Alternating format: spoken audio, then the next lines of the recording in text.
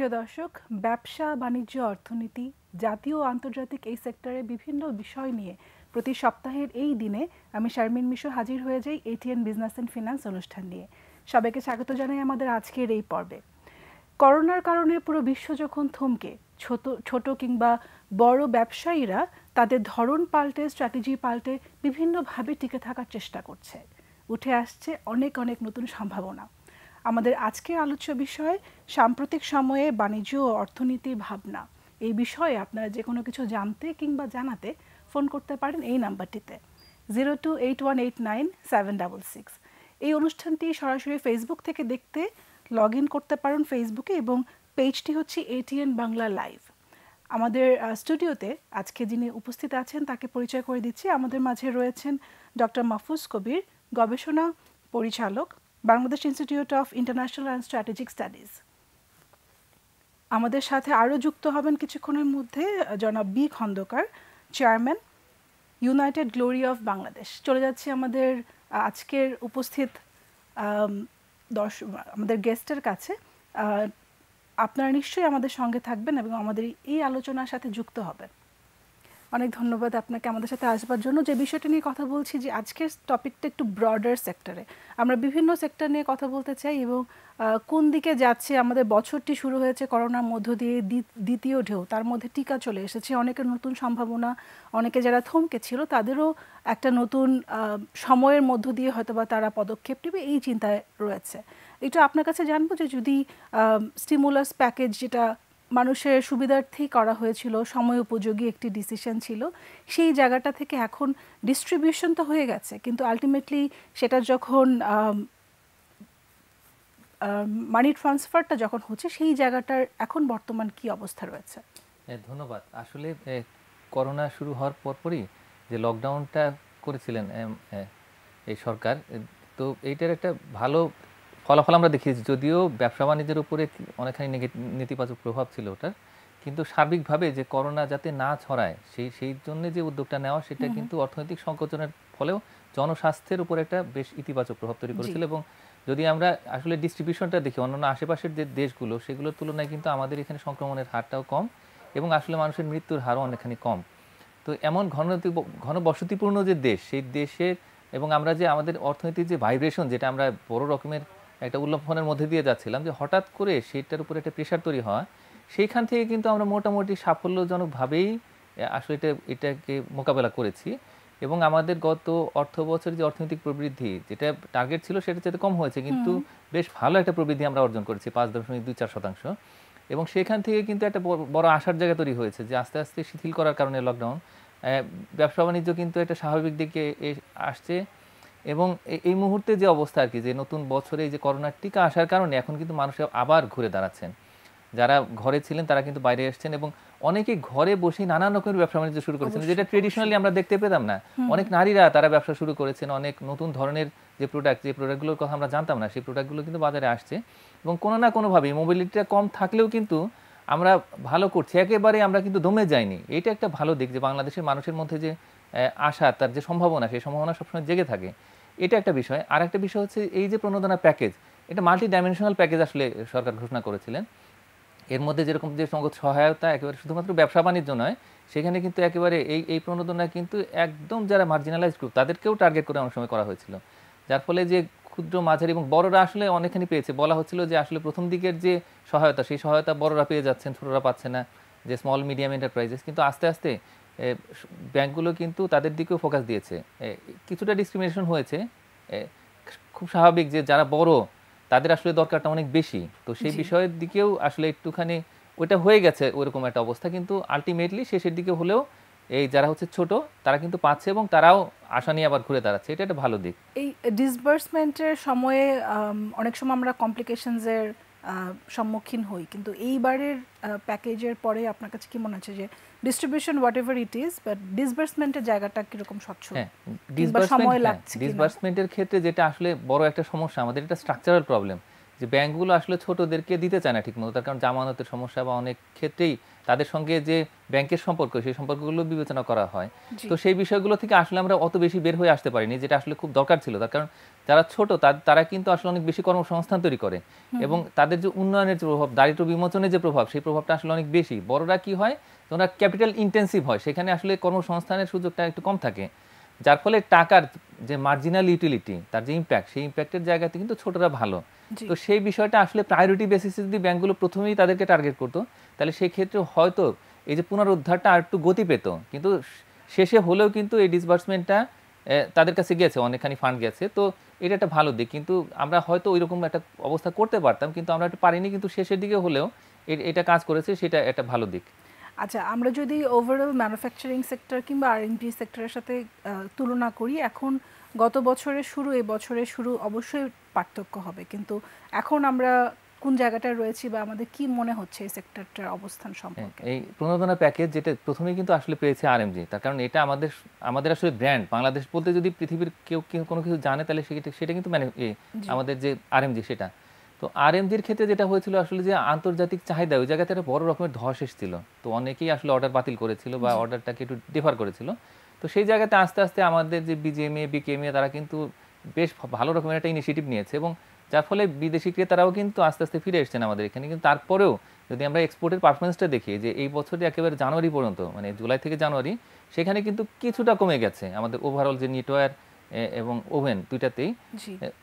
আমরা নিটওয়্যার একটু ভালো করেছি সামান্য পরিমাণে আমাদের গত অর্থ বছরের তুলনায়। তো আর ওভেনে কিছুটা কমে গেছে, কিন্তু খুব মার্জিনাল। এবং টোটাল আচ্ছা। যদি আমরা এক্সপোর্টটা দেখি, তাহলে সেক্ষেত্রে গত বছরের যে এই সময়টাতে যে এক্সপোর্ট হয়েছিল, তার চাইতে মাত্র 1% কমে গেছে। খুবই স্বাভাবিক, তার কারণ গত অর্থ বছরের খুব অল্প সময় কিন্তু আসলে করোনার প্রভাব ছিল, মানে প্রায় তিন মাসের মতো। কিন্তু এরপরের পুরো সময়টা কিন্তু আমরা করোনার মধ্যে দিয়ে যাচ্ছি, যার ফলে যে বড় রকমের একটা ধসের আশঙ্কা আমরা করছিলাম, সেই রকমের ধস কিন্তু আমাদের আসলে পুরো যে রপ্তানি বাণিজ্য সেখানে হয়নি, যার ফলে পুরো অর্থনীতিতে তার যে একটা নেতিবাচক প্রভাব, যেটা আমরা আশঙ্কা করছিলাম, সেটা হয়নি এবং মোটামুটি ভালো করছে। যদিও আমাদের যে গতিটা ছিল সেই গতির মধ্যে আমরা নেই, কিন্তু তারপরেও কিন্তু ভালো এই করছে। সেক্টরে কিন্তু ছোট ছোট অনেক ইন্ডাস্ট্রিয়ালিস্ট তাদেরকে বন্ধ করে দিতে হয়েছে, এবং এই নিউজটা কিন্তু আমরা খুবই দেখে দুঃখ পেয়েছি, যে কারণ এটার সাথে প্রতিটা ইন্ডাস্ট্রির সাথেই কিন্তু অনেক এমপ্লয়মেন্ট জড়িত থাকে। হ্যাঁ, তো এই তাদেরকে নতুন করে আবার সার্ভাইভ করা কিংবা এই ট্র্যাকে একবার ছেড়ে চলে গেলে তো আবার এন্ট্রি করাটা ডিফিকাল্ট। এই জায়গাটা আপনার কাছে কি মনে হয়? আমার কাছে মনে হয় কি, যে এখানে কিছু মিসলিডিং ইনফরমেশন আছে। মানে আসলে কিন্তু বাংলাদেশের উপরে অনেকখানি চাপ ছিল, বিশেষ জি। করে বিদেশি ক্রেতারা, তারা আশেপাশে যে সমস্ত প্রতিযোগী জি। দেশ, বিশেষ করে ভিয়েতনাম বা পাকিস্তান, অন্যরা কিন্তু আসলে বাংলাদেশের বড় কম্পিটিটর হয়ে আসছিল, যার ফলে এই গত 2-3 বছর ধরেই বড় রকমের একটা চাপের মধ্যে দিয়ে যাচ্ছিল কিন্তু আরএমজি, জি। যে তারা কিন্তু অনেক কম খরচ আসলে অফার করছিল, বাংলাদেশে কম প্রাইস অফার করছিল। এই কারণেই অনেকেই আসলে অর্ডারগুলো ফিরিয়ে দিচ্ছিলেন, বিশেষ করে বড় এবং মাঝারিটা। তো যার ফলে কিন্তু এমনিতেই যেহেতু চাপের মধ্যে দিয়ে যাচ্ছিল, তার উপরে আবার যে ক্রয়াদেশ বাতিল, তো এই সব মিলিয়ে কিন্তু এই বছরটা আমরা দেখতে পেয়েছি যে আসলে কিছুটা চাপের মধ্যে দিয়ে বাংলাদেশ গেছে, এবং বাংলাদেশ তার অবস্থান আসলে ভিয়েতনামের কাছে একবার হারিয়েছে, এবং এখন কিন্তু আবার রিভাইভ করছে। তো এই সব মিলে কিন্তু আসলে যে যারা ছোট ছোট, এটা আপনি ঠিকই বলেছেন, যে ছোটরা কিন্তু এই যে বিশেষ করে যে এই ভ্যালু চেইনটার মধ্যে তারা অনেকে বড়রা লিড সাপ্লায়ার হয়, কিন্তু এরপরে কিন্তু ছোটরা তাদেরকে সাপোর্ট করে। তো যার ফলে যে সবাই মিলে কিন্তু আসলে দেশের অর্থনীতি। অবশ্যই। তো এই অবস্থায় আসলে মানে অনেকে আসলে এটা ট্র্যাকটা ছেড়ে গেছে, এটা খুবই দুঃখজনক। তাদের কাছে যদি আমরা আসলে প্রায়োরিটি বেসিসে দিতে পারতাম টাকা, তাহলে হয়তো তারা ছেড়ে যেত না, এবং এটা নিশ্চয়ই অর্থনৈতিক কিছুটা ক্ষতি হয়েছে। কিন্তু এখন যদি আবার নতুন করে, যেহেতু অর্থনীতি ঘুরে দাঁড়াচ্ছে, এখন আরেকটা যদি সাপ্লিমেন্টারি প্যাকেজ ঘোষণা করা যায়, তাহলে কিন্তু তারা আবার উৎসাহী হবে এবং তারা আবার ফিরে আসবে। তো এই বিষয়টা সরকার আসলে একটু বিবেচনা করে দেখতে পারে। ইন টোটাল স্ট্যাটিস্টিক্স যেটা বলে যে আমরা খুব বেশি ডিফারেন্স করিনি গত বছর থেকে এই বছর, হয়তো একটু বেশি অথবা একটু কম, মানে যদি স্মল এন্টারপ্রাইজদেরকে বাদ দিয়েও হিসাব হয়, তারপরও ইন টোটালে আমাদের আরএমডি সেক্টরে মোটামুটি একটা গ্রোথ হয়েছে। এটাই তো বিষয়টা। হ্যাঁ, এটাই। আচ্ছা, আমরা একটু জানতে চাইবো যে বিভিন্ন সময় আমরা গভর্নমেন্টের বিভিন্ন পলিসি সাপোর্ট পেয়েছি, তো এই জায়গাটায় করোনার মধ্য দিয়ে ব্যবসায়ীদেরকে উন্নয়ন করার জন্য কিন্তু বিভিন্ন সময় বিভিন্ন পলিসি উঠে এসেছে, বাট আপনার কাছে কি মনে হয় যে কোন পলিসিগুলা এখনো নেওয়া দরকার এই সময়টাতে? আমি বলবো যে এই যে প্রণোদনা প্যাকেজ, সেই প্যাকেজ কিন্তু একটা ওয়ান অফ প্যাকেজ। ওই সময়ে করোনার কথা মাথায় রেখে কিন্তু এটা ঘোষণা করা হয়েছিল, এবং সেটা মোর অর লেস আর কি যতটুকু হয়েছে, এটা কিন্তু আসলে একটু কন্টিনিউশন দরকার ছিল, মানে জি এটা রিভিউ করে যে আসলে আরো ইমার্জিং নিডগুলো কি, আরো কোন কোন জায়গাতে প্রায়োরিটি বেসিসে আসলে সাপোর্টগুলো দেওয়া যায়, সেই বিষয়গুলো মাথায় রেখে এটা একটু কন্টিনিউশনটা আসলে দরকার। তার কারণ আবার নতুন করে যেহেতু অর্থনীতিকে ঘুরে দাঁড়াতে হবে এবং আসলে আমাদের যে 8% উপরে প্রবৃদ্ধির যে টার্গেট, যে 8.2%, সেই টার্গেটে আমরা যেতে পারি খুব সহজে। এখনো হাতে সময় আছে, আমাদের ফিসক্যাল ইয়ারে বেশ 3-4 মাস এখনো বাকি আছে। তো এই সময় যেহেতু করোনার টিকা এসছে, তো এটাকে আরেকবারে যে সেকেন্ড যদি কোনো প্যাকেজ ঘোষণা করা হয় এবং শর্তগুলো আরেকটু দেখে আরেকটু রিভাইজ করে যদি এটা করতে পারি, তাহলে সেই ক্ষেত্রে আসলে সবাই আসবে এখানে। আরএমজি ঠিক আছে, আমাদের যে একটা export oriented industry, lead industry, কিন্তু এর পাশাপাশি কিন্তু আরো অনেক রকমের যে প্রতিষ্ঠান তারা কিন্তু আসছে। এবং আরেকটা বড় একটা বিষয় হচ্ছে যে ব্যাংকগুলোর উপরে কিন্তু প্রচন্ড রকম একটা ধকল গেছে। তার কারণ তাদের যে স্বাভাবিক কর্মকাণ্ড, সেটা পাশাপাশি তাদেরকে কিন্তু এই যে এই ডিসবার্সমেন্ট, সেই ডিসবার্সমেন্টের একটা বড় মনোযোগ তাদের কাছে গেছে এবং এই তাদেরও ঘুরে দাঁড়ানো। তার কারণ তাদের অনেকেই কিন্তু কিছুটা যেমন বেতন কমিয়ে দেওয়া বা এক্ষেত্রে অনেকেরই হয়তো কাজ চলে গেছে ব্যাংক থেকে, তো ব্যাংকগুলোকে ঘুরে দাঁড়াতে হবে, ইন্স্যুরেন্সগুলোকে ঘুরে দাঁড়াতে হবে এবং সব মিলিয়ে কিন্তু আসলে অর্থনীতি। এবং এখানে আসলে সবাই যাতে আবার ফিরে আসে, সেই জন্য একটা আস্থার পরিবেশ, সেই জন্য যে ফিনান্সিয়াল সাপোর্ট, সেই সাপোর্টটা দিতে হবে। এই সাপোর্টটা পেলে যারা আসলে সরে গিয়েছে তাদের ব্যবসা থেকে, তারা আবার নতুন করে রিকভার করতে পারবে, কিংবা যাদের লস হয়েছে তারা রিকভার করতে পারবে। কিন্তু নতুন এন্টারপ্রেনার দিয়ে নিয়ে যদি কখনো কথা বলি, সেই জায়গাটা অনেকেই কিন্তু চিন্তা করে যে আমরা চাই যে নতুন অনেক এন্টারপ্রেনার আসবে, কিন্তু সেইটার জন্য যে ক্যাপিটালটা প্রয়োজন, তার ক্যাপিটাল ইনভেস্টমেন্ট কিংবা রিস্ক অফ ক্যাপিটাল ইনভেস্টমেন্ট, এই সময়ে নতুন এন্টারপ্রেনারদেরকে কিভাবে সহযোগিতা করা যেতে পারে? নতুন এন্টারপ্রেনারদের জন্য আসলে একটা তহবিল দরকার। মানে গতবার যে তহবিলটা ছিল, সেই তহবিলটা কিন্তু আসলে তরুণ উদ্যোক্তাদের সামনে রেখে এবং আসলে এটা একটা ছোট ক্যাপিটাল তাদেরকে সাপোর্ট দেওয়া। কিন্তু আসলে এখন আমাদের একটু চিন্তা করতে হবে যে অনেকেই আসলে ক্যাপিটাল হারিয়েছে, বিশেষ করে যারা ক্ষুদ্র মাঝারি একেবারে কুটির শিল্প, যাকে আমরা মাইক্রো যে সমস্ত মানে ইনিশিয়েটিভ, সেগুলো কিন্তু এই করোনার সময়টা অনেকেই ঝরে গেছে। এবং তাদেরকে যদি আমরা এখন সামনে রাখি, তারা কিন্তু হাজার হাজার সারা বাংলাদেশে ছড়িয়ে আছে। তো তাদেরকে যেমন নিয়ে আসা, এটা একটা ইনিশিয়েটিভ দরকার এবং তার জন্য একটা বড় রকমের সাপোর্ট দরকার। এবং এর পাশাপাশি নতুন অনেকেই উঠে আসতে চায়, বিশেষ করে যারা তরুণ, যারা কিন্তু খুব এক্সপেরিমেন্টালি তারা ঘরে বসে করোনার সময়টাতে তারা কিছু ইনিশিয়েটিভ নিয়েছেন এবং তারা সাকসেসফুল হয়েছেন, কিন্তু তাদেরকে একটু বড় রকমের এখন সাপোর্ট দিতে হবে। এই জন্যে আমার মনে হয় যে একটু বসে নীতি নির্ধারকরা বসে বাংলাদেশ ব্যাংককে আসলে এই ইনিশিয়েটিভটি নিয়ে গভর্নমেন্টের কাছে একটা প্রপোজাল দিতে হবে। দিলে তাহলে সেই ক্ষেত্রে কিন্তু আসলে এটা খুব দরকার। মানে শুধুমাত্র যারা চলে গেছে তাদেরকেই না, ট্র্যাকে নিয়ে আসাটাই বড় বিষয় না, এর পাশাপাশি হলো তরুণ শিক্ষিত যারা, তাদেরকেও এখানে নিয়ে আসতে হবে। এবং নিয়ে আসলে আমার মনে হয় যে এই অর্থনীতিকে আবার আগের ট্র্যাকে নিয়ে আসাটা আসলে তেমন কোনো বড় সমস্যা নয়। সেটার সাথে কিন্তু আবার ট্রেনিংটাও প্রয়োজন, কারণ অনেকে ট্র্যাকটাই কিন্তু খুঁজে বের করতে করতে কয়েক বছর চলে যায়। তাদেরকে কোন ট্র্যাকে আমাদের আনা যেতে পারে, সেই অনুযায়ী বিভিন্ন সেক্টর ওয়াইজ ট্রেনিং দিয়ে তাদেরকে একটু ইন্সপায়ার করা টু চুজ দ্য সেক্টর।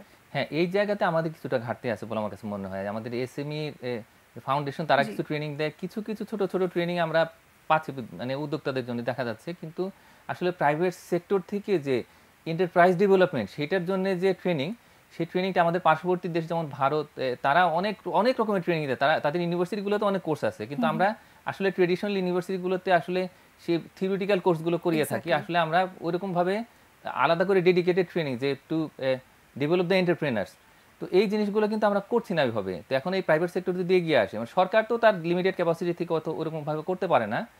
এই আসলে এই ব্যবসার জন্য ট্রেনিং দরকার, উদ্যোক্তা তৈরির জন্য আসলে প্রশিক্ষণ দরকার। সেই প্রশিক্ষণের প্রয়োজনীয়তা ঠিকই আছে, কিন্তু ওই ধরনের সাপোর্ট কিন্তু আমরা পাচ্ছি না। তো এই ট্রেনিং ইনস্টিটিউট তৈরির জন্য সরকারের তরফ থেকে যদি কিছুটা নীতি সহায়তা ঘোষণা করা হয়, কিছু যদি প্যাকেজ দেওয়া হয়, ফাইন্যান্সিয়াল প্যাকেজ, তাহলে সেক্ষেত্রে প্রাইভেট সেক্টর থেকে নিশ্চয়ই উঠে আসবে এই সমস্ত ট্রেনিং ইনস্টিটিউট।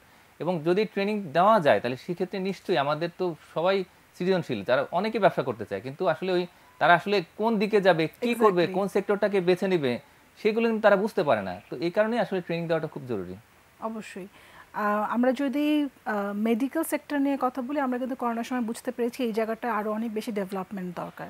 তো এগ্রিকালচার সেক্টর, আইটি সেক্টরে এরকম অনেক সময় ধরেই আমাদের একটা ফোকাস ছিল এই দুটো সেক্টরকে কীভাবে ডেভেলপ করা যায়, তার সাথে যুক্ত হয়েছে মেডিকেল সেক্টর। এই তিনটা সেক্টরকে নিয়ে যদি বলি যে আইটি সেক্টর আমাদের যেভাবে সাপোর্ট দিচ্ছে বা গ্রো করছে, আমরা ডিজিটাল বাংলাদেশের স্বপ্ন দেখেছি, এই জায়গাটায় আপনার কাছে কি মনে হচ্ছে যে একদম গ্রাম পর্যায়ে যদি বলি এই সেক্টরের ডেভেলপমেন্ট কতটুকু? খুব গুরুত্বপূর্ণ একটা প্রশ্ন। আমাদের আসলে করোনার সময়টায় বুঝতে পেরেছি যে আসলে আমাদের হেলথ সেক্টর কতটা ফ্র্যাজাইল, মানে আসলে কতটা দুর্দশার মধ্যে দিয়ে আছে। আমরা দেখি যে শহরগুলোতে বড় বড় রকমের ডায়াগনস্টিক সেন্টার, বড় বড় স্কাই স্ক্র্যাপার, তারা কিন্তু অনেক রকমের মডার্ন ফ্যাসিলিটি নিয়ে আসছে, কিন্তু একদম জনস্বাস্থ্যের পর্যায়ে, মানে একদম তৃণমূল পর্যায়ে আসলে যে স্বাস্থ্য সেবার যে ভঙ্গুর অবস্থা, সেটা কিন্তু আমরা এই প্রথম দেখতে পেলাম। জি। এবং এই যে চ্যালেঞ্জ, সেই চ্যালেঞ্জ মোকাবেলা করাটা আমি মনে করি যে ১ নাম্বার প্রায়োরিটি আসলে হওয়া উচিত আমাদের আগামী অর্থ বছরের বাজেট, এবং এখন থেকে আসলে এই আলোচনাটা হওয়া উচিত। তার কারণ এখানে আসলে দুটো জিনিস দরকার। একটা হলো যে এখানকার জন্য আলাদা রকমের একটা তহবিল, আর একটা হচ্ছে যে এর জন্য একটা প্ল্যানিং। তো এই জি। প্ল্যানিং এর জন্য প্রাইভেট সেক্টরকে নিয়ে আসা, এবং ঠিক এই যে আইটির সঙ্গে আসলে ট্যাগ করে, তার কারণ মানুষের যে মোবিলিটি সেটা কিন্তু অনেকটাই শক্ট এই মুহূর্তে। তো এই অবস্থায় আমার মনে হয় যে এই জায়গাতে যদি আমরা একটু নতুন করে একটা স্ট্র্যাটেজিক প্ল্যানিং করতে পারি, তাহলে সেই ক্ষেত্রে কিন্তু আমরা একটা ভালো একটা আউটকাম পেতে পারি। তার কারণ এখন বুঝতে পারছি যে আমাদের আসলে যে স্বাস্থ্যসেবার যে চাহিদা, সেই চাহিদার গতি প্রকৃতি পরিবর্তিত হয়ে গেছে। তো এই অবস্থায় এই প্রেক্ষাপটে কিন্তু আমাদেরকে আসলে নতুন করে চিন্তা করতে হবে যে আসলে আমরা প্রাইভেট সেক্টরকে আরো নতুন কিভাবে এঙ্গেজ করতে পারি, যাতে করে আরেকটা বড় রকমের চ্যালেঞ্জের মুখোমুখি যেন আমরা না হই। তো এইভাবেই আসলে সরকারের প্ল্যানিংটা দরকার।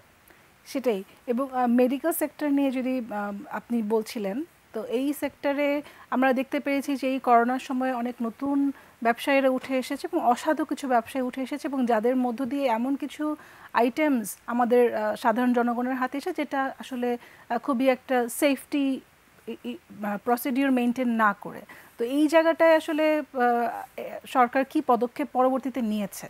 হ্যাঁ, এই ওষুধ কারণ প্রশাসন, যে কেউ চাইলেই যে কেউ ব্যবসা শুরু করছে এবং মানুষের ক্ষতি করছে, এটা তো আসলে এটা এটা আসলে দুর্যোগের সময় বা কোনো রকমের যদি প্যান্ডেমিক হয়, তাহলে সেই ক্ষেত্রে এই ধরনের সিচুয়েশন হওয়াটাই স্বাভাবিক। কিন্তু আমাদের দেশে আসলে ঠিক যুক্তরাষ্ট্রের মতো যে ওষুধ প্রশাসন, খাদ্য জি। ওষুধ প্রশাসন, ওরকম কিন্তু আমাদের দেশে শক্তিশালী নয়। জি। তবে আমরা বুঝতে পেরেছি যে আসলে এটা খুব দরকার, এবং এই যে কোয়ালিটি কন্ট্রোল, যাতে করে খুব খারাপ ধরনের কোনো প্রোডাক্ট বা জনস্বাস্থ্য আসলে ধ্বংসকারী কোনো প্রোডাক্ট যাতে একেবারে ম্যাস লেভেলে না যায়, সেটার জন্য আসলে কোয়ালিটি কন্ট্রোল এবং এই জায়গাতে যে প্রশাসনের যে একটা যে পদক্ষেপ, সেই পদক্ষেপগুলো আমরা কিছুটা প্রথম দেখতে পেয়েছি যে তারা আসলে ভাবে নিতে পারছে না। এই টেস্টের ক্ষেত্রে, করোনা টেস্টের ক্ষেত্রে নানা রকমের অসাধু চক্র হসপিটালগুলো এসছে, আমরা দেখতে পেয়েছি। তো সেই জায়গাতে একটু দেরি হলেও সরকার কিন্তু একটু কঠোর পদক্ষেপ নিয়েছে, এবং এই মুহূর্তে কিন্তু এই পদক্ষেপগুলোই কিন্তু পরবর্তী অনেক অসাধু ব্যবসায়ীদেরকে স্টপ করেছে। হ্যাঁ, হ্যাঁ, তো সেইটা একটু দেরি হয়ে গেছে, কিন্তু তারপরেও সরকারের যে কঠোর পদক্ষেপ, সেই পদক্ষেপ কিন্তু আসলে একটা উল্লেখ করার মতো, এবং সেটাকে আসলে সামনে এগিয়ে নিয়ে যেতে হবে। অবশ্যই। প্রিয় দর্শক, আমাদের মাঝে উপস্থিত হয়েছেন জনাব B Khandaker, chairman united glory of Bangladesh foundation এবং 7 স্টার গ্রুপ। তার সাথে একটু কথা বলি। কেমন আছেন? আলহামদুলিল্লাহ, আমাদের যে অনুষ্ঠানটি এটিএন বিজনেস অ্যান্ড ফিন্যান্স, আমাদের আজকে যে টপিকটি সাম্প্রতিক সময়ে বাণিজ্য অর্থনীতি ভাবনা, আমরা ইন জেনারেল অনেকগুলো বিষয় নিয়ে কথা বলতে চাচ্ছি। আমরা আইটি সেক্টর নিয়ে কথা বলেছি, আরএমজি সেক্টর, মেডিকেল সেক্টর নিয়ে কথা বলছিলাম, এগ্রিকালচার সেক্টর রয়েছে। সো এই ডেভেলপমেন্টের এই জায়গাটায় দাঁড়িয়ে 21 সালে আমাদের আপনার কাছে কি মনে হচ্ছে এই করোনার এই মধ্যকালীন সময়ে ব্যবসার উন্নতির এই জায়গাটা থেকে কি মনে হচ্ছে যে আমাদের কোন জায়গাগুলোতে এখনো কাজ করা দরকার? Thank you. প্রথমত আমি যেটা বলবো, মোটামুটি যতটুকু বলার উনি বলে দিয়েছে। তো যেটা কৃষিখাতে যেটা আমি বলবো, যেহেতু এখন আমাদের বাংলাদেশে করোনার প্রথম ধাপ এবং দ্বিতীয় ধাপ আমরা অলমোস্ট পার করেছি, আলহামদুলিল্লাহ যে বাংলাদেশে আসলে ইউরোপ বা ইউএসের মতো খুব বড় কোনো ইম্প্যাক্ট পড়েনি। আমাদের বাংলাদেশ সরকার এবং মাননীয় প্রধানমন্ত্রী খুব দক্ষতার সাথে এটা মোকাবেলা করেছে। অন টপ অফ দ্যাট, আমি যেটা বলবো যে আমরা যতটুকু আশঙ্কা করেছিলাম যে আমাদের দেশের ইকোনমি যতটা নেমে যাবে, ততটুকু আমরা নামতে পারিনি। এটা আসলে আমরা মোকাবেলা করতে পেরেছি, বাট আমাদের তাই বলে এটাকে মানে হেলিফেনা করলে চলবে না, আমাদেরকে সতর্ক থাকতে হবে। আর ইন ফিউচার যেটা আমি বলবো, যেহেতু এখন কোভিডের কারণে যেটা বিশ্বের যেটা হচ্ছে, আমি লাস্ট 3 মান্থের কথা বলি, আমি প্রায় অলমোস্ট ইউরোপের 7-8টা দেশে আমি ট্রাভেল করে এসেছি। এই লকডাউনের কারণে আমাকে বাধ্য হয়ে ইউরোপ থেকে ইমার্জেন্সি টিকিট কেটে আমি বাংলাদেশে আসছি 2 সপ্তাহ আগে। তো যেটা আমি দেখে আসছি যে ওখানে শপিং সেন্টারগুলো বন্ধ হয়ে আছে। দ্যাট মিনস যেটা হচ্ছে যে বাংলাদেশের পোশাক শিল্প যেটা রপ্তানি ক্ষেত্রে ইউরোপে কিন্তু বিশাল বড় একটি মার্কেট বাংলাদেশের জন্য, হুইচ ইজ লাইক মোর দেন 60%। যেহেতু ওখানকার মার্কেটগুলো বন্ধ হয়ে আছে, দ্যাট মিনস আমাদের এটা রপ্তানি শিল্পে বিশাল আকারে একটি প্রভাব পড়ে যাবে। আমাদের এখন কি করতে হবে, যেটা হচ্ছে আমি যেটা বলবো, কৃষি খাতে আমাদেরকে মনোযোগ দিতে হবে, আমাদের কৃষি উৎপাদন বাড়িয়ে দিতে হবে, যেটা হবে আমাদের দেশটা আরও খাদ্য স্বয়ংসম্পূর্ণশীল হতে থাকবে। এবং অ্যাটলিস্ট আমাদের যেটা হবে যে আমরা যেহেতু বিদেশের ক্ষেত্রে যেটা হয়েছিল যে আমরা গত বছরও রেমিটেন্সের ক্ষেত্রে কিন্তু খুব ভালো একটা অবস্থা ছিল। করোনার শুরুতে আমরা যে পরিমাণ রেমিটেন্সটা পেয়েছি গত বছরের তুলনায় 10 গুণ বেশি হুইচ ইজ অ্যামেজিং। বাট এখন যেটা হচ্ছে যে ধীরে ধীরে বিদেশে লকডাউনের কারণে প্রবাসী বাংলাদেশিরা চাকরি হারিয়ে ফেলছে, তাদের অবস্থান ভালো না, তারা অনেকে দেশে ফিরে আসছে। So that means within next 1 ইয়ার যেটা হতে যাবে যে আমাদের রেমিটেন্সটা একটু ড্রপ করে ফেলবে। পোশাক শিল্প অলরেডি ড্রপ করা একটু শুরু হয়ে গিয়েছে। সো ইন দ্যাট কেস আমাদের যেটা করতে হবে, আমাদের ব্যাকআপ হিসেবে আমাদের কৃষি খাতটাকে ধরে রাখতে হবে যেন আমরা খাদ্যতে স্বয়ংসম্পূর্ণ থাকতে পারি। That's what I am thinking. অবশ্যই, কিন্তু এই জায়গাটাই যদি বলি যে যারা ফিরে আসছে তারা ফিরে এসে তাদেরকে নতুন করে কর্মসংস্থান খোঁজার একটা ইস্যু কিন্তু আছে। সেই জায়গাটা সরকার কতটুকু সাপোর্ট করছে, কিংবা তাদের কাছে লিস্টিং আছে কিনা, কিভাবে তাদেরকে সাপোর্টটা করা যাবে, এই জায়গাটা নিয়ে আপনার মতামত, ভাবনা? প্রবাসীদের জন্য বরাবর শুরু থেকে আমি যেটা বলবো, প্রবাসী কল্যাণের সাইটে যদি আমরা একটু ঢুকতে পারি, বাংলাদেশ সরকার প্রবাসীদের জন্য যে কি পরিমাণ বেনিফিট রেখেছে আমরা সেটা জানি না। আমরা প্রবাসীরা বাইরে থেকে এসে আমরা বলছি যে আমাদের সরকার আমাদের জন্য কি করেছে, কিন্তু আসলে আমরা জানছি না যে আমাদের সরকার আমাদের জন্য কি কি রেখেছে। তো আমি যেটা বলবো যে যারা যারা প্রবাস থেকে এসেছে, ফার্স্ট থিং ইজ যে দেশে করার অনেক কিছুই আছে। আমি নিজেও কিন্তু একজন প্রবাসী, আমি বাইরে থাকি মোর দ্যান 33 ইয়ার্স। তো তারপর আমি দেশে এসে কিছু করার চেষ্টা করতেছি এর জন্য, বিকজ আমি জানি যে আমার মৃত্যু হলে কিন্তু এখানে আসতে হবে আমাকে। সো ওয়াই নট আমি এখন থেকে কিছু ট্রাই করার জন্য। তো আমি যেটা বলবো, there is a lots of things to do in Bangladesh. আমাদেরকে সেই জিনিসগুলো বের করতে হবে। এখনও বাংলাদেশে যেটা বলবো যে কৃষি সেক্টরে ডেভেলপমেন্ট করার জন্য এত হিউজ অপরচুনিটিস, এবং বাংলাদেশ ব্যাংক থেকে শুরু করে প্রত্যেকটা ফাইন্যান্স কোম্পানি বলেন তারা বসে আছে ক্ষুদ্র ঋণ দেওয়ার জন্য। If you have a great project, I will say that they are most welcome. So আপনাকে কিছু একটা এরকম ডেভেলপ করতে হবে। আমি যদি একা না পারি, হয়তো একটা জমি আছে যেখানে কৃষক সে টাকার জন্য চাষ করতে পারছে না, হারবার্ড আমরা ওই জমিটা 10 জন মিলে লিজ নিয়ে সেখানে একটা কিছু আইটেম তৈরি করে, যেটা আমাদের বর্তমান আমরা আমদানির উপর নির্ভরশীল, সেটা আমদানি না, আমরা দেশ থেকেই রপ্তানির উপর নির্ভরশীল করতে যাব। আমাদেরকে সেই জিনিসগুলো নিয়ে কাজ করতে হবে। তো আই উইল সে যে প্রবাসীদের জন্য অনেক কিছু আছে, আমাদেরকে আরেকটু ঘাটাতে হবে। অবভিয়াসলি আপনি যদি এগ্রিকালচার সেক্টর নিয়ে কথা বলছি, এখানে একটা ইস্যু, সেটা হচ্ছে পপুলেশন যেহেতু বাড়ছে, ডেভেলপমেন্ট হচ্ছে, শহরগুলো আরও বড় হচ্ছে, শহরের আশেপাশে অনেক ল্যান্ড ইউটিলাইজ হচ্ছে ফর দ্য ডেভেলপমেন্ট। সো এই জায়গাটায় দাঁড়িয়ে আপনার কাছে কি মনে হয় যে ডেভেলপমেন্ট সবাই চায়, সেটা যে এলাকায় হচ্ছে তারাও চায়, আমরা সবাই চাই ইন টোটাল বাংলাদেশের ডেভেলপমেন্টের জন্য, কিন্তু যে ল্যান্ডটুকু আসলে এগ্রিকালচারের জন্য থাকা দরকার সেটা যখন কমে যাচ্ছে হিসাব একটু একটু করে গ্র্যাজুয়ালি, তো সেই জায়গাটায় দাঁড়িয়ে প্রপার, ঠিক আছে, একটা এগ্রিকালচার সেক্টর থেকে কতটুকু আর্নিং করতে পারবে সেই মানুষগুলা, এটা এনশিওর না করলে কিন্তু they will move for the development sector. তো এই জায়গাটায় আপনার কাছে কি মনে হচ্ছে? প্রথমত আমাদেরকে যেটা করতে হবে যে আমাদের আসলে ল্যান্ডের যে সমস্যা, সেটা বরাবরই আমরা সবাই ঢাকামুখী। আমরা দেখা যাচ্ছে যে আমরা মফস্বল শহরে যারা একটু লেখাপড়া করে বের হয়েছি, আমরা চেষ্টা করি না যে আমরা এই শহরে কিছু করতে পারবো কিনা। ফার্স্ট থিং আমাদের মাথায় যেটা আসতেছে সেটা হচ্ছে যে আমরা ঢাকাতে যাব, একটা চাকরি করব, আমার কোনো বাসা নেই, আমি পারছি না 50,000 টাকা বাসা এফোর্ড করতে, কিন্তু আমাকে একটা মেসের ভিতরে ওই ট্রাফিকের ভিতরে যেতে হবে। এই মনোভাবটা আমাদেরকে দূর করতে হবে। প্রথমত হচ্ছে যে আমি যে এলাকায় আছি, আমার এলাকা থেকে ট্রাই করতে হবে, আমার এলাকায় উন্নয়ন করতে হবে, ঠিক আছে? সো দ্যাট মিনস যে আপনি আপনার নিজের কমিউনিটি, যে নিজের কমিউনিটি নিজের আশেপাশে থেকে শুরু করতে হবে।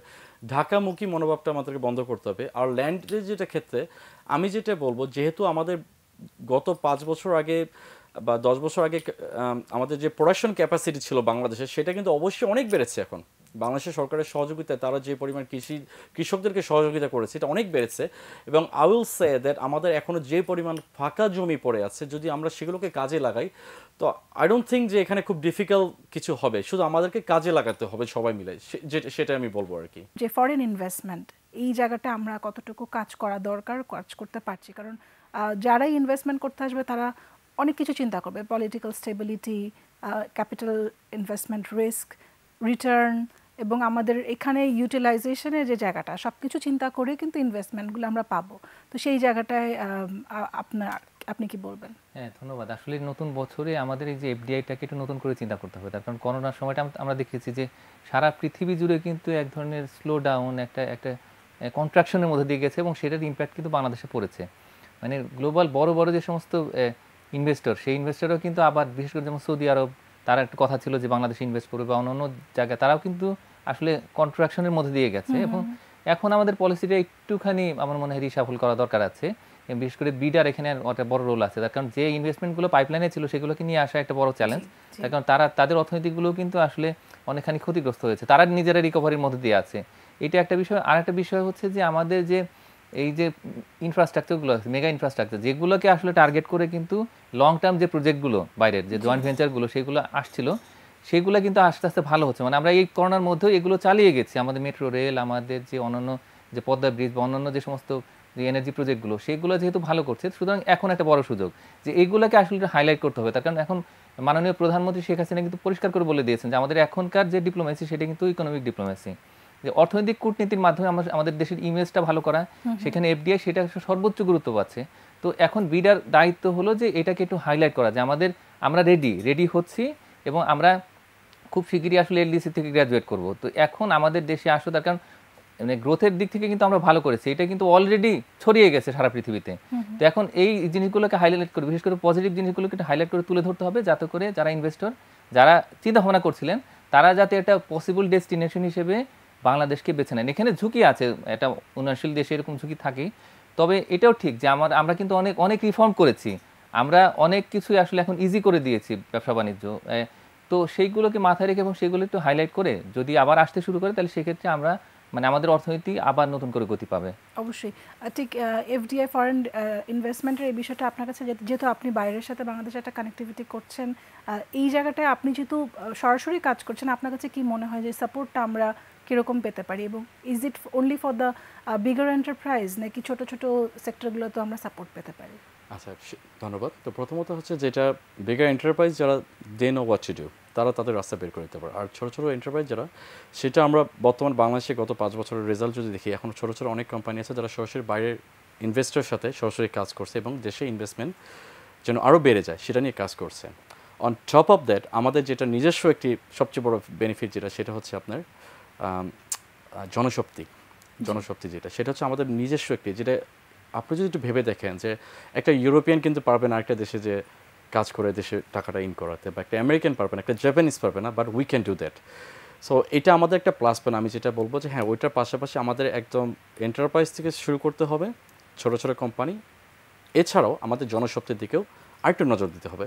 আমাদের জনশক্তি যতই বাড়বে, সেটা আমাদের দেশের জন্য তত একটি বেনিফিট, আমি যেটা বলবো আর কি। অবশ্যই। আমি একটু জানতে চাইবো যে United glory of Bangladesh foundation তারা কি করছে, কিভাবে তাদের যাত্রা শুরু হয় এবং কোন জায়গাটায় ফোকাস করছে? আচ্ছা, তো united glory of Bangladesh foundation, UGB নামে সবাই বর্তমান বাংলাদেশে যারা সবাই চিনে। তো this is one of the most fastest organisation in Bangladesh, যেটা আমরা আজকে প্রায় 1 বছর ধরে কাজ করে আসছি। তো সেটা আসলে শুরু করে আমি গত বছর যখন কোভিডে শুরু হয়ে যায়, যখন আমি দেখতে পাচ্ছিলাম যে বাংলাদেশের মানুষজন আসলে কিছু করতে পারছে না, they are having a extremely hard time, তখন আমি যেটা প্ল্যান করি যে আমি দেশের জন্য কিছু করব। তো আমি খুব ছোট আকারে ক্ষুদ্র উদ্যোগে আমি কিছু ফান্ডের ব্যবস্থা করি, এবং সেটা যখন কাজ শুরু করি তখন আমি দেখলাম আমি প্রচুর রেসপন্স পাচ্ছি।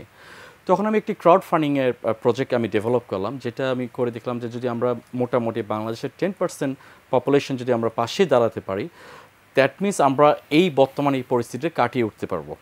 হ্যাঁ, তো তখন দেখার পর যে রাতারাতি দেখা যাচ্ছে আমার কাছে প্রচুর মেসেজ, মেল থেকে শুরু করে অনেক আসলো, বলে যে ভাই আপনার প্রজেক্টটা খুবই ভালো লেগেছে and we want to work with you. তখন আমি প্রজেক্টটি শুরু করলাম। তো বর্তমানে আমরা 12টি প্রজেক্ট নিয়ে কাজ শুরু করেছি। তো এর মধ্যে আমাদের যেমন নারীদেরকে নিয়ে কাজ করা হচ্ছে, নারী নির্যাতনকে নিয়ে, তারপর যৌতুক নিয়ে, তারপর হচ্ছে শিশুদেরকে নিয়ে, আরেকটা হচ্ছে আপনার খাদ্য নিয়ে। আর আমাদের আরেকটি মেগা প্রজেক্ট নিয়ে আমরা একটা কাজ করছি, সেটা হচ্ছে যে বাংলাদেশে একমাত্র আমরাই এখন শুরু করবো ইনশাল্লাহ। সেটা হচ্ছে যে এটা global mass clothing recycling programme. সেটা হচ্ছে যে আমরা যেসব বাঙালি প্রবাসীরা দেশের বাইরে পড়ে যাচ্ছি, আমাদের প্রতি বছর যে কাপড়টা এই বছর যেটা পরি সেটা নেক্সট ইয়ারে আমরা আর পরছি না, আমরা এটা ফেলে দিচ্ছি। তখন আমি চিন্তা করে দেখলাম কি এগুলো আমাদের ফেলানোর দরকারটা কি। যেহেতু ইউজিবি গ্লোবাল প্রায় 80টা দেশ নিয়ে কাজ করবে, ইতিমধ্যে আমাদের 12টি দেশের কমিটি এবং টিম ডেভেলপ হয়েছে, যারা ইতিমধ্যে কাজ শুরু করে দিয়েছে। তো ইনশাল্লাহ আমরা আশা করতেছি আমরা আগামী বছর থেকে কয়েক কোটি পিস কাপড় আমরা দেশের বাইরে থেকে নিয়ে আসবো, এবং এগুলো আমাদের সম্পূর্ণ ফ্রি দেশে আসবে। এবং সেগুলো দিয়ে শুধু কাপড় নয়, খেলনা থেকে শুরু করে, সো ইউ ক্যান ইম্যাজিন যে রাস্তায় একটা গরিবের বাচ্চা, তার কাছে কিছুই ছিল না, তার কাছে এখন একটা বিদেশি খেলনা থাকবে, এবং আমরা এগুলো সম্পূর্ণ ফ্রি আনার ব্যবস্থা করে দিব। তো আমরা সেটা নিয়ে কাজ করে যাচ্ছি। তো ইনশাল্লাহ আমাদের এই প্রোগ্রামটি আমরা খুব শীঘ্রই আমরা মার্কেটে আমরা সবাইকে আনুষ্ঠানিকভাবে আমাদের প্রোগ্রামটি জানাবো, এবং আমরা আশা করব যে দেশের বাইরে যেসব বাঙালিরা থাকে, আমি বলবো আমি একজন প্রবাসী, যেহেতু আমি এই দেশে জন্ম নিয়েছি, এটা আমার দায়িত্ব। হ্যাঁ, এটা আমার দায়িত্ব। তো তো আমরা আসলে প্রবাসীদের কাছ থেকে কিছু টাকা পয়সা চাচ্ছি না, কিছুই চাচ্ছি না। আমরা চাচ্ছি আপনি যে কাপড়টা ডাস্টবিনে ফেলে দিচ্ছিলেন সেটা ফালানোর দরকার নাই। অনেক মানুষ আছে যে আপনার ফেলে দেওয়া অমূল্য সম্পদটিকেও তার হয়তো একটা পরনে একটা ভালো একটা কিছু হয়ে যাবে। তো আমরা চাচ্ছি সেই জিনিসগুলো আমরা ম্যানেজ করে আমরা একদম রুট লেভেলে যারা আছে, যে যাদের আসলে কাপড় চোপড় নেই, তাদেরকে হাতে হাতে পৌঁছে দেওয়া, সেটা আমরা করব। It's really a wonderful idea. এবং শুধুমাত্র উদ্যোগটি শুরু হলে হয়তোবা শুধু প্রবাসী বাঙালি না, অনেক দেশের মানুষই এই জায়গাটায় সহযোগিতা করবে। আমি তো আপনার কাছে ফিরে আসি। আপনার কাছে এখন ২১-এ দাঁড়িয়ে কি মনে হচ্ছে যে আমাদের আগামী বাজেটের আগে যে কয় মাস সময় আছে সেই জায়গাটায় আমরা কোন দিকে যেতে পারি? এবং বিগত বাজেটের সাথে নিশ্চয় একটা প্ল্যান করে বাজেটটি হয়েছে, তো সেই জায়গাটায় দাঁড়িয়ে কম্পেয়ার যদি আমরা করি, আমাদের আগামী বাজেটটি কেমন হতে পারে কিংবা কোন কোন জায়গায় চেঞ্জেস আসতে পারে? হ্যাঁ, ধন্যবাদ। আমার কাছে মনে হয় যে আসলে কাজ শুরু হয়ে গেছে। ইনফ্যাক্ট ফিনান্স মিনিস্ট্রি কাজ করছে, প্ল্যানিং মিনিস্ট্রিও কাজ করছে। তো এখন আমাদের আসলে প্রথম যে ফোকাসটা সেটা দিতে হবে কিন্তু এই পুনরুদ্ধার, যে অর্থনীতির এখন একটা ভালো সম্ভাবনা তৈরি হয়েছে যেহেতু টিকা এসে গেছে। তো এই অবস্থায় আমরা আসলে গ্রোথ টার্গেটটাকে অ্যাচিভ করতে পারি কিনা সেটাকে আসলে একটু নজর দিতে হবে। এটা একটা বিষয়। আর এটা হচ্ছে যে প্রাইভেট সেক্টরের যে লসটা হয়েছে সেই লসটাকে আবার একটু পূরণ করে আমাদের এই পুরো সেক্টর যাতে ঘুরে দাঁড়াতে পারে, বিশেষ করে ব্যবসা বাণিজ্যের একেবারে নতুন গতি নিয়ে আসা, সেই জায়গাতে আসলে যদি এই আর একটা নতুন প্যাকেজ ঘোষণা করতে হয় সেটা আসলে ঘোষণা করা উচিত। এবং সেই জায়গাতে যাতে সবাই পায়, বিশেষ করে যারা একদম ছোট ক্ষুদ্র মাঝারি যারা পুঁজি হারিয়েছে তারা যেন আবার আশা নিয়ে ঘুরে দাঁড়াতে পারে। আর এইরকম যে ছোট ছোট যে সমস্ত উদ্যোগগুলো, নতুন ধরনের যে উদ্যোগ, সেই উদ্যোগগুলো যাতে প্রাণ পায় এবং তারা যাতে বাংলাদেশে কন্ট্রিবিউট করতে পারে, যারা আমাদের প্রবাসী ভাইয়েরা যারা আছেন তারাও যাতে এসে কন্ট্রিবিউট করতে পারেন, সেই দিকে একটু নজর দিতে হবে। এবং সেই সাথে এডুকেশন সেক্টরটাকে হ্যাঁ, আর একটা বিষয় হচ্ছে যে এন্টারপ্রাইজ ডেভেলপমেন্ট, সেটার জন্য আসলে আমাদের একটা বিশেষ করে ট্রেনিং এই জায়গাতে একটু বাজেট রাখতে হবে। তো এইটা যদি করা হয় তাহলে সেই ক্ষেত্রে আর যেহেতু আরেকটা পঞ্চবার্ষিক পরিকল্পনা শুরু হয়ে গেছে অলরেডি, সরকার এটা এই প্ল্যান ডকুমেন্টটা তৈরি করেছে, আমাদের এখন ভিশন 2041টা আছে, সেইভাবে মাথায় রেখে আমাদের প্ল্যানটা আছে, কিন্তু সেটাকে আসলে এক্সিকিউট করার জন্য আমাদের বাজেটটাকে নতুন করে ঢেলে সাজানো দরকার। অবশ্যই। আমরা একেবারে অনুষ্ঠানের শেষের দিকে। অনেক ধন্যবাদ দুজনকে আমাদের সাথে থাকবার জন্য। এবং এই টপিকটা আসলে আরও অনেক কথা আমরা সামনে বলবো, আপনাদেরকে নিশ্চয়ই পাশে পাবো। দেখা হবে আগামী অন্য কোনো একটা পর্বে। ধন্যবাদ। ধন্যবাদ। প্রিয় দর্শক, আজকের মতো বিদায় নিচ্ছি এটিএন বিজনেস অ্যান্ড ফিনান্স অনুষ্ঠান থেকে। দেখা হবে আগামী পর্বে। সে পর্যন্ত খুব ভালো থাকুন, সুন্দর থাকুন। আল্লাহ হাফেজ।